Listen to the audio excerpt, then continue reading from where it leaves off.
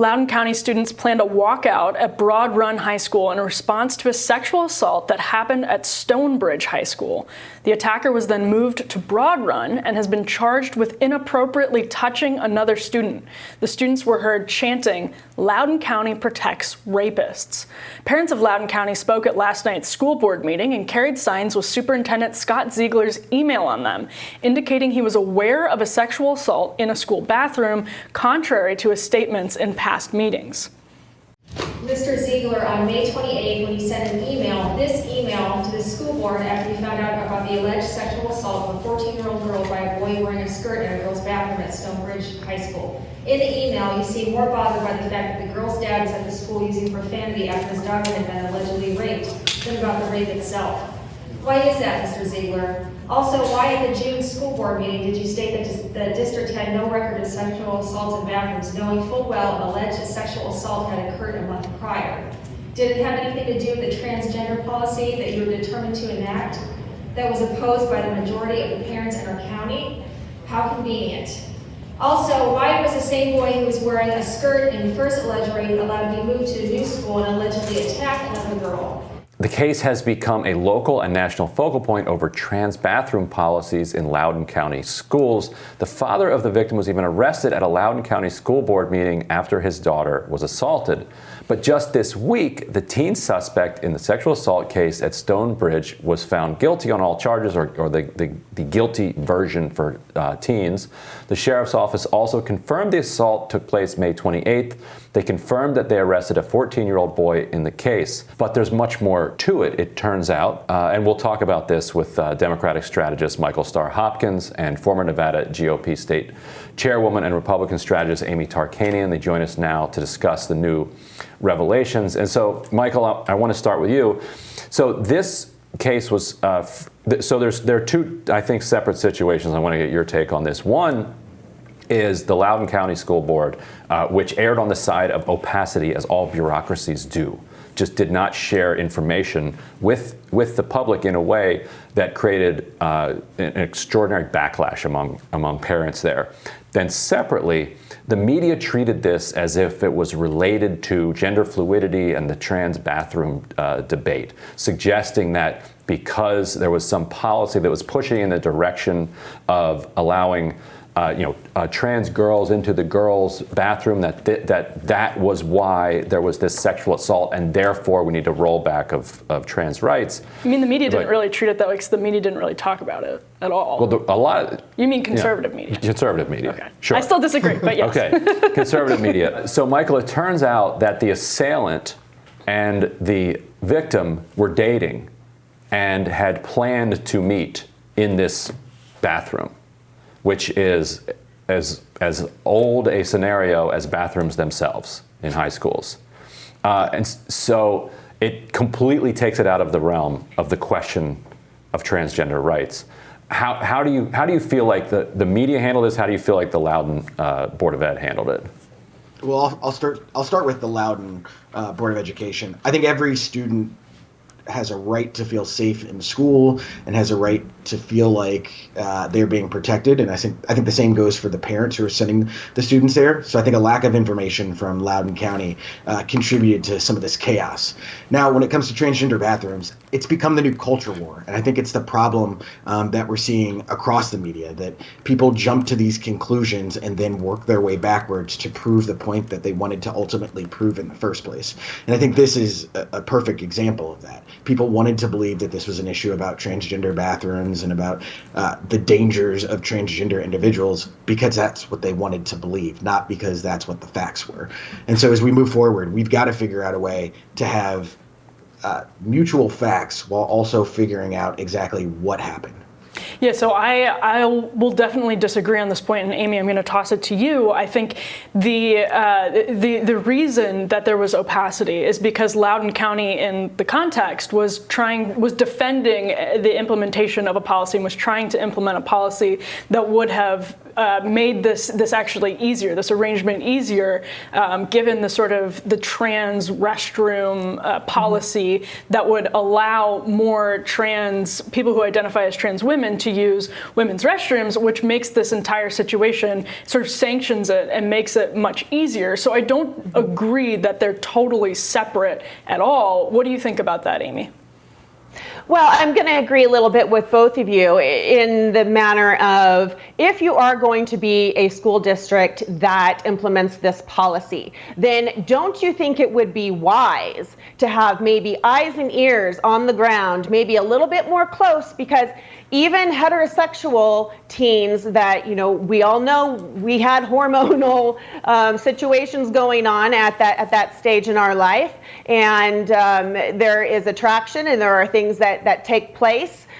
So if that is a policy that you are going to have at your school, then maybe there should be a little bit more observation as to what's actually going on in your hallways. And I'm going to tell you, it's also a big problem. It's not just in Loudoun County, and I'm not talking about just rape overall, but there are so many school districts, and there's one here in particular in Nevada that actually hid racism and bullying, anti-Semitic situations, anti-LGBTQ harassment, until actually my husband and I spoke up against the principal, and come to find it that they actually swept everything underneath the rug because they were both being promoted. So you had the human resources person now being moved up to principal being moved up to superintendent.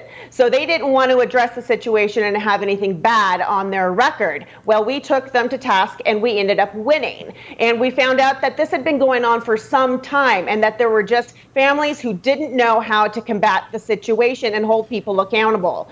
And it is a problem even in Clark County, which is the largest county in Nevada. I know for a fact there was a troubled teen who was moved from private school to private school to private school until finally there were no more private schools, and he was arrested on multiple occasions, also threatened to rape one of my children, and then was finally put into a public school even though he had all these problems. So, mom and dad had some very good connections, and it's a problem about accountability. Yeah, I was just going to say, I think, and I'll let Ryan jump in, I think the problem is that the cover-up was in the service of passing a policy that did ultimately pass in August that protected the sort of trans bathroom use, and so they didn't want that out, and they made a lot of bad decisions, I think, in the service of keeping that quiet.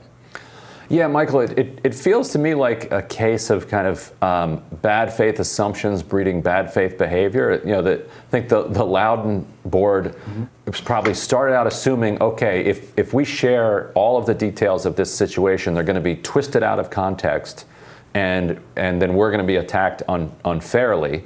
And so then in response to that fear, they just clamp down and say, we're not going to share anything. Yeah, I mean, they were certainly in a defensive posture, but I think a lot of that has to do with confirmation bias. And I don't mean this flippantly, but I'm not sure who are these guys that they think want to go to bathrooms next to girls just so that they can be in the bath. Like, my high school, the bathrooms were disgusting. Like, I don't know what high schools. But that happened in this case. Right. The only ones are the ones who are dating somebody and are planning to meet up, which they could do that in an empty classroom, which is where one of the other assaults happened. Like the first assault happened in an empty classroom. There's bleachers, there's closets, there's no shortage of alcoves in high schools. Exactly. But they're not sanctioned. But when you're talking about people going to the bathroom, transgender usage of bathrooms, like, it's not like most guys are just trying to go into a stall next to a woman and use the bathroom. I don't think anyone says most guys are. No, but I just feel like there's an oversimplification of something that is a very specific issue, and we're turning it into a culture war rather than having a conversation about the culture war is being pushed. And I'm sorry to interrupt. It's being pushed by the people who are trying to change the policies. I think that's an important part here. I mean, it's if you sort of accept the label progressive, then you're the one that is sort of starting the culture war. The right is responding. Well, I mean, it's the chicken before the egg, because, I mean, culture wars don't have to be that we're creating new policy. It could be protecting old establishment policies. I mean, if that's a policy that you're going to implement, then you need to make sure that there are safety measures put into place 100%. for all parties. And so the Absolutely. fact that this individual was easily able to enter and exit a bathroom just because he was wearing a skirt, when I would believe that most people probably who knew this individual knew just because he said gender fluid, that doesn't mean he gets to go into the women's bathroom. I would think gender fluid means you still get to go into your gender assigned, your sex. He would still have to go into the male bathroom. But obviously there was not enough observation, there was not enough eyes and ears, and then unfortunately, and I don't even know, are there cameras in the hallways to see that this actually, this person did enter and exit maybe on a regular basis, or was it just the few opportune times that they actually had sexual encounters together? Well, yeah, Who knows? And not to interrupt, but just my issue is not with the fact that we're having a conversation about the use of bathrooms by transgender individuals. It's that it's often the media uses an exception in a transgender case to make it seem as if transgender people are more likely to be predators, more likely to have sexual assaults. Like it is a bathroom. Like people are attempting to use the bathroom. Are there assaults in heterosexual bathrooms? Yes. Are there assaults in female bath? Like I just feel like we're mixing a issue that isn't right. actually and as the number of people who identify as transgender and gender fluid rise, the number of people who identify as that and who are committing assaults will just rise naturally as a result of the population being higher. But at the same time, if your policy is the reverse and you say no, all trans girls must use the boys' room, you're then breeding potential violence there too. So it's not as if there is any way to avoid this question. The question has to be answered. People do have to go to the bathroom. Right, and Loudoun County just didn't want to deal with the consequences of part of the answer. And I'm not saying that this is most people. I'm not saying that. But I don't think it's a consequence of part of the answer. I think it's very easy for any dude to sneak into a girl's bathroom. Oh, I don't dispute that. I just don't see they why there's a reason to be sanction wearing it. jeans and Right. It doesn't take a scientist to realize that is a very high possibility as a teenager with raging hormones, that is going to take place. I know transgender children. I know transgender adults, and I agree that they have no desire to go in and cause harm. But you do realize that it is going to happen where you are going to have people who abuse the rules. So if you don't have the safety measures put in place, you're going to end up, unfortunately, with situations like Loudoun County. We have to end it there, but I'll just end by saying I think this was a great example of a nuanced and constructive conversation that you don't see in a lot of other places. So thank you, Michael and Amy, both, for joining us right now. Thank you. And we'll be back with more Rising right after this.